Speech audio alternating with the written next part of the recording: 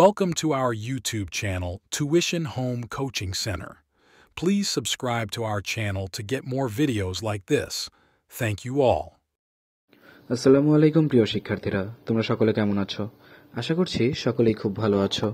আজ আমরা দেখব নবম শ্রেণীর স্বাস্থ্য সুরক্ষা বিষয়ের পৃষ্ঠা ৮০ এর সমাধান।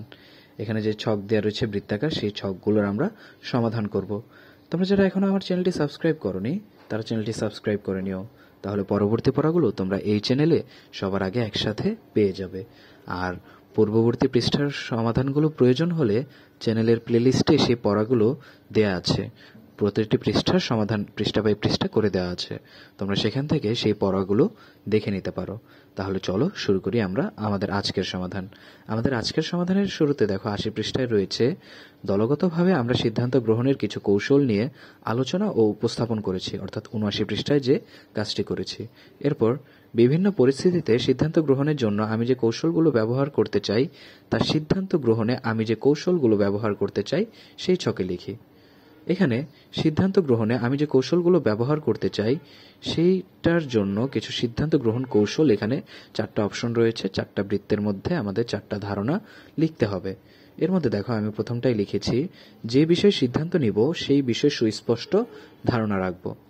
এরপর ডান পাশের বৃত্তে দেখো আমি লিখেছি, সিদ্ধান্ত নেওয়ার আগেই সেই বিষয়ে পর্যাপ্ত তথ্য সংগ্রহ করব। এরপর নিচের বৃত্তটিতে আমি লিখেছি, তুলনা করার পর সবথেকে উপযোগী উপায়টি চূড়ান্ত করে সিদ্ধান্ত নেব।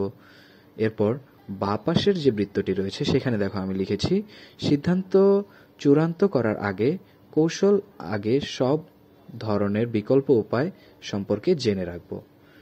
কোনো পরিস্থিতিতে আচরণ করার আগে আমরা নিচের প্রক্রিয়াটিকে মনে রাখব। এই প্রক্রিয়াটিতেই কোনো পরিস্থিতিতে আমরা যে ফলাফল পেতে চাই তার জন্য নিজের আচরণ বা সাড়া পছন্দ করতে পারি।